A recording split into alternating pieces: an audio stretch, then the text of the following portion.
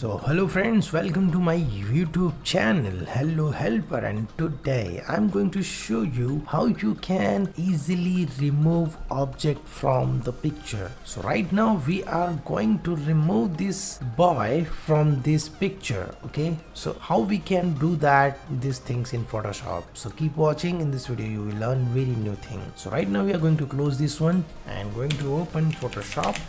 So friend, here we are going to open our Photoshop, and after that we will import this photo from desktop Photoshop. So first of all we are going to open it. So click on this open and select the photo. So right now we are going to select it and this photo is open now. Okay, so first thing first, we are going to select this image. You can select like this. Okay, this is the first option, and second option you can do that by this selection tool. For example, like this, you can select it. This is the second option, you can do that. And third option is like circle. You can make the circle like this. By this way you can do that, but right now we are going to select another way, and that is this lasso tool. And lasso tool is very perfect tool for doing these things for the selection part. So by this way you can easily select. So friend, you can see my selection part is done. Then what you will do, simply do the right click, and here you will get this fill option. You simply select it, and then you select this option, content away from. So here you can select content away. You simply click on this OK button. So what happened, your object will hide from the image. By this way friend, you can easily remove object from your photo. So friend, I hope you like this video. If you like this video, then click on like button and share with your friends and family so they can also learn about these things, how to remove object from image. And if maybe you have any query or question, you can comment me below, so I will give you the answer. And friend, if you are coming first time on this channel, don't forget to subscribe our YouTube channel, because we are uploading